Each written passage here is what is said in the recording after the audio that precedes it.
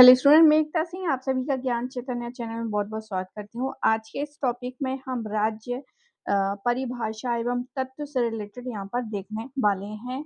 Important fact है, तो शुरू करते हैं। सबसे पहला यहाँ पर है कि राजनीति विज्ञान में राज्य की संकल्पना को प्रमुख स्थान दिया गया है। गार्नर के अनुसार राजनीति विज्ञान का आरंभ और अंत राज्य से होता है। तो यहीं पर इम्पोर्टेंट ये है कि गार्नर के अनुसार राजनीति विज्ञान का आरंभ और अंत किससे होता है? राज्य से होता है, ये गार्नर ने कहा है।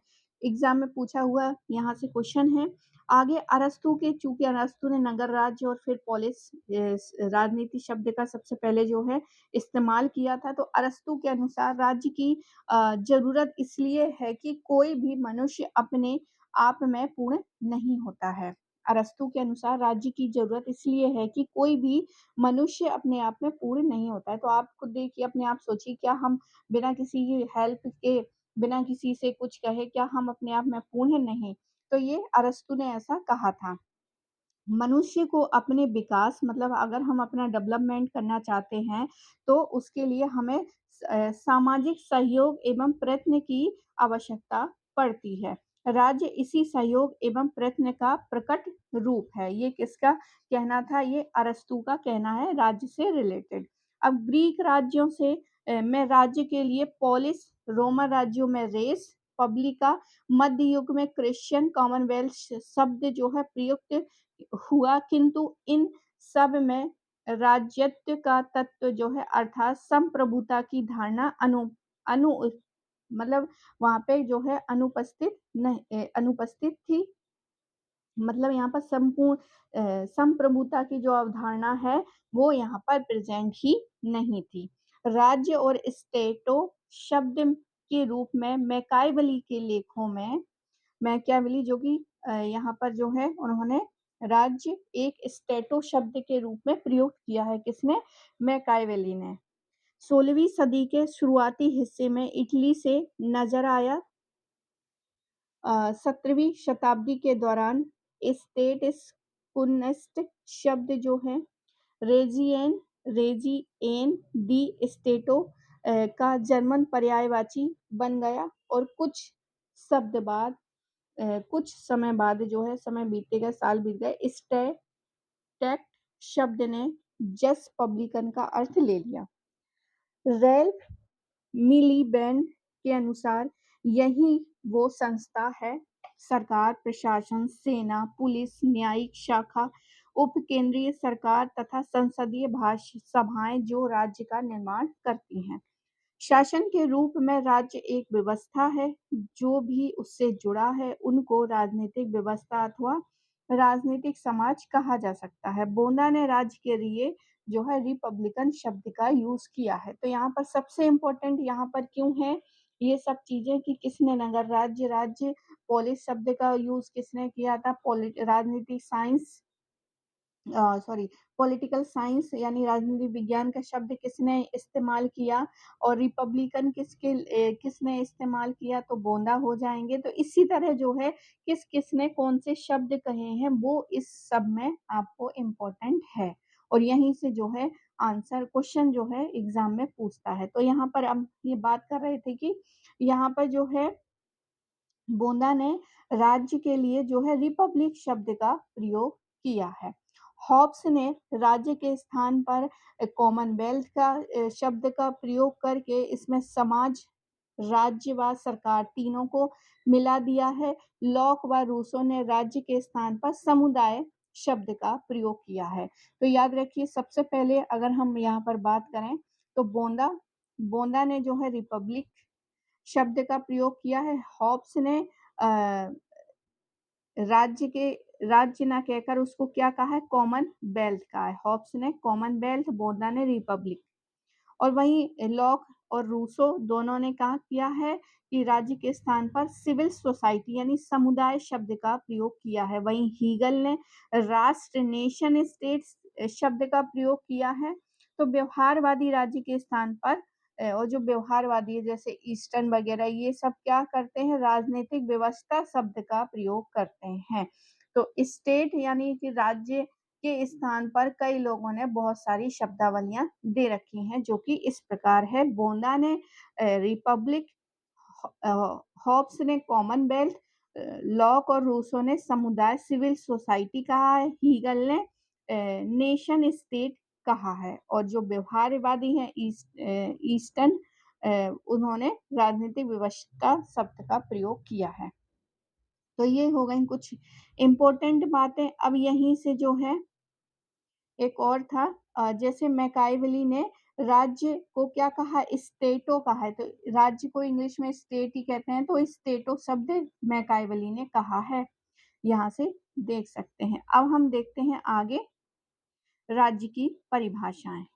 तो राज्य की परिभाषाएं जितने यहाँ पर राजनीति के विचारधारक होंगे उतनी परिभाषाएं होंगी, लेकिन यहाँ पर कुछ इम्पोर्टेंट देखते हैं।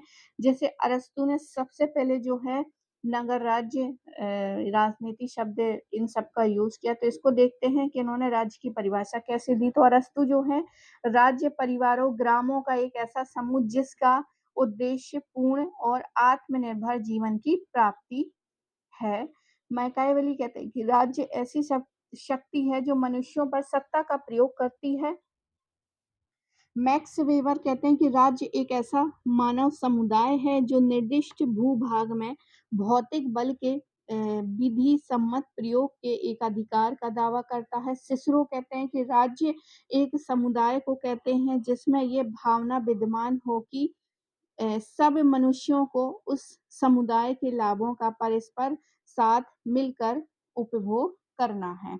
बोंदा कहते हैं कि राज्य परिवार और उनके समान हितों की एक वैज्ञानिक सरकार है जिसमें सर्वोच्च संप्रभुता है। ग्रोशियस कहते हैं कि राज्य स्वतंत्र व्यक्तियों का एक पूर्ण समुदाय है जो कानून के लाभों को प्राप्त करने तथा समान सुविधाओं की उपलब्धि के लिए आपस में संगठित हो जाते हैं।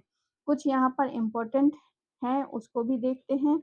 तो बारगेस कहते हैं कि राज्य मानव जाति का विशिष्ट भाग है जो राजनीतिक इकाई के रूप में देखा जाता है। ब्लंट शली कहते हैं कि किसी निश्चित भू प्रदेश में राजनीतिक दृष्टि से संगठित व्यक्तियों को राज्य कहा जाता है। वुडरो विल्सन कहते हैं कि राज्य एक निश्चित प्रदेश के अंतर्गत नियम या विधि के द्वारा संगठित लोगों का समाज है। लास्की कहते हैं कि राज्य एक प्रादेशिक समाज है जो सरकार और प्रजा में विभाजित है और जो अपने निश्चित भौगोलिक क्षेत्र में अन्य सभी समुदायों पर सर्वोच्च सत्ता रखता है। फिलीमोर कहते हैं कि राज्य मनुष्यों का वह समुदाय है जो निश्चित भूभाग पर स्थायी रूप से बसा हुआ है और जो एक सुव्यवस्थित सरकार द्वारा उस भूभाग की सीमा के अंतर्गत व्यक्तियों तथा पदार्थों पर पूरा नियंत्रण तथा संप्रभुत्व रखता हो और जिससे विश्व के अन्य किसी भी राज्य से संधि या युद्ध करने अथवा अन्य किसी प्रकार के अंतरराष्ट्रीय संबंध स्थापित करने का अधिकार प्राप्त हो। गिल क्राइस्ट का कहना है कि राज्य उसे कहते हैं जहां कुछ लोग एक निश्चित प्रदेश में एक सरकार के अधीन संगठित होते हैं। ये सरकार आंतरिक मामलों में अपनी जनता की संप्रभुता को प्रकट करती है और बाहरी मामलों में अन्य सरकारों से स्वतंत्र होती है। गार्नर कहते हैं कि राजनीति विज्ञान एवं सार्वजनिक कानून की धारणा के रूप में राज्य संख्या में कम या अधिक व्यक्तियों का ऐसा संगठन है जो किसी प्रदेश में एक निश्चित भूभाग में स्थायी रूप से रहता है, जो बाहरी नियंत्रण से पूर्ण स्वतंत्र या लगभग स्वतंत्र हो और जिसका एक ऐसा संगठन शासन हो जिसके आदेशों का पालन नागरिकों का विशाल समुदाय स्वभावतः करता हो। वल्जर ने राज्य को प्राथमिक संगठन माना है। अब राज्य के क्या-क्या तत्व होने चाहिए, तो बिलोवी के अनुसार जनता होनी चाहिए, शासन तंत्र होने चाहिए और संविधान होना चाहिए। वहीं सिजविक के अनुसार सरकार होना चाहिए, भूखंड होना चाहिए, जनता होना चाहिए।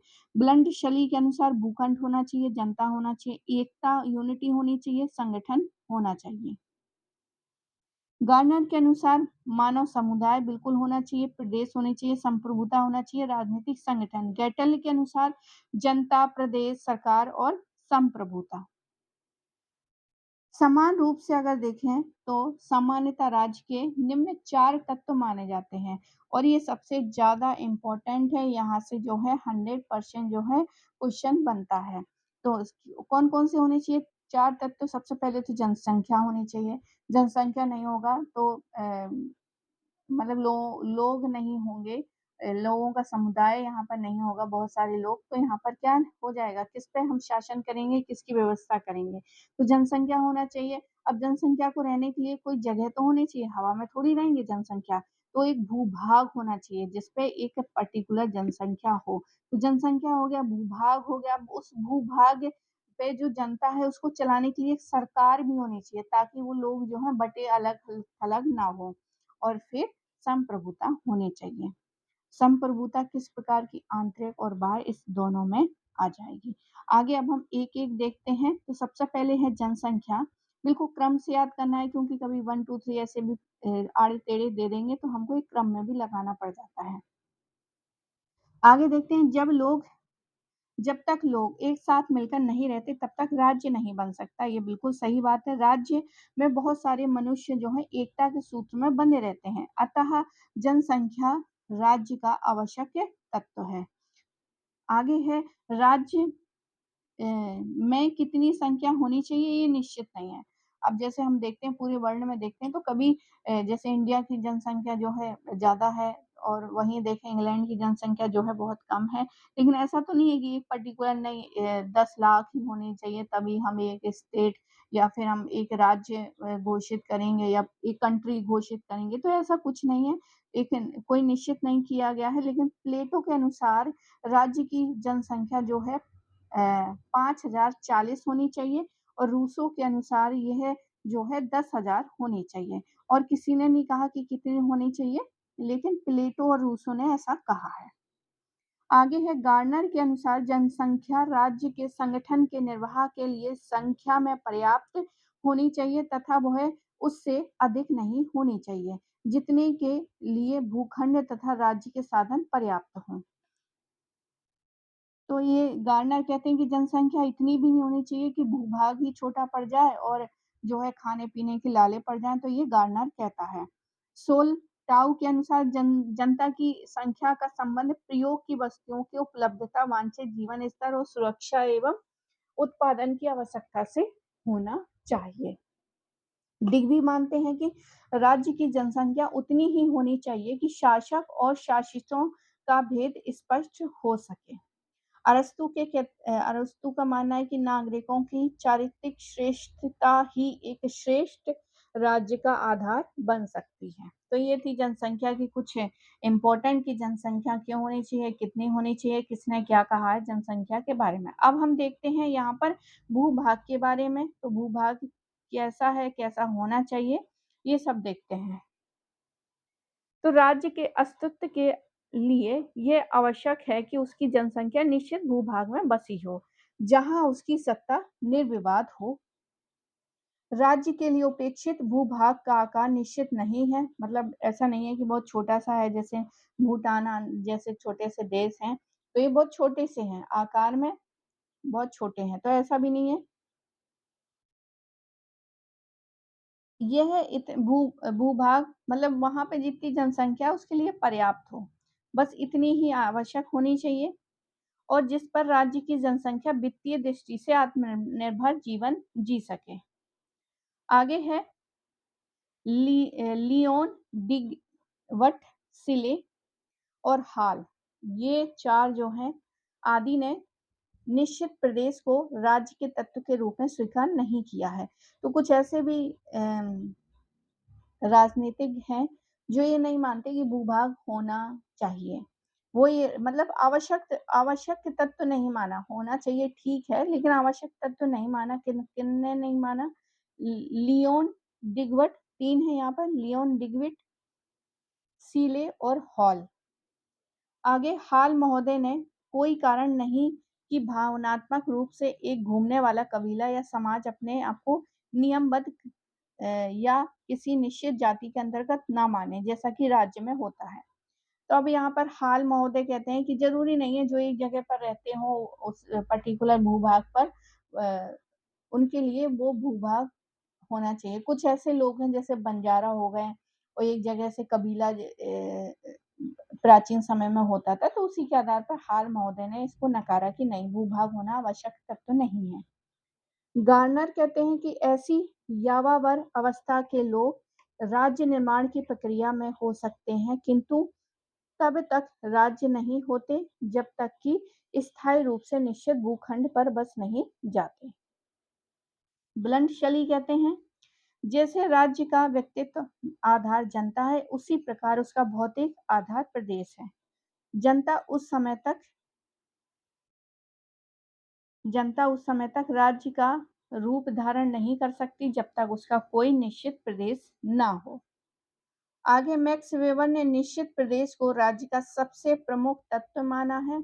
स्टीटस्के और लॉर्ड एक्टन आदि ने विशाल आकार के राज्यों का समर्थन किया है। सरकार की बात करें तो सरकार राज्य की राजनीतिक संस्था है। यह राज्य की इच्छा को व्यक्त करती है। लोकतंत्रीय राज्य में अंतिम संप्रभुता जनता के हाथों में रहती है, तो वैधानिक संप्रभुता सरकार है। सरकार के बिना राज्य की कल्पना नहीं की जा सकती है। आगे है गार्नर के अनुसार सरकार राज्य का वह साधन या तंत्र है जिसके द्वारा राज्य के उद्देश्य अर्थात सामान्य नीतियों और सामान्य हितों की पूर्ति होती है। सरकार के बिना जनता असंगठित या अराजक जनसमूह के रूप में होती है, जो सामूहिक रूप से कोई भी कार्य करने में अक्षम होगी। ब्लंट शली के अनुसार यदि शासन नहीं होगा तो अराजकता होगी और राज्य का अंत हो जाएगा। संप्रभुता संप्रभुता का अर्थ क्या होता है, इसको जान लेते हैं। तो राज्य की ऐसी शक्ति जिस के बल पर वह अपने भूभाग में अपनी आज्ञाएं एवं कानून का पालन करा सके एवं बाहर के राज्यों के साथ एक इकाई के रूप में किसी प्रकार का लेन देन, मैत्री या लड़ाई कर सके। राज्य अपने संप्रभुता के कारण ही विधि सम्मत बल प्रयोग का अधिकार रखता है। कोई राज्य जो है संप्रभुता के कारण न केवल अपने अधिकार क्षेत्र में सर्वोच्च शक्ति का प्रयोग करता है, बल्कि अन्य राज्यों के साथ अपने संबंधों के मामले में भी वह अंतिम सत्ता का दावा करता है। आगे है राज्य अंतर्राष्ट्रीय जो है समझौतों एवं परिपाटियों का पालन अपनी इच्छा से करता है और किसी बाह्य सत्ता से बाध्य होकर नहीं। अतः संप्रभुता राज्य का अनिवार्य लक्षण है जो अन्य सहचर्यों से उसकी पहचान बनाता है। गेटल के अनुसार संप्रभुता ही राज्य का वह लक्षण है जो उसे अन्य समुदायों से अलग करता है। अब यहाँ पर सरकार शुरू हो जाएगा। राज्य और सरकार मतलब राज्य और अन्य सहचर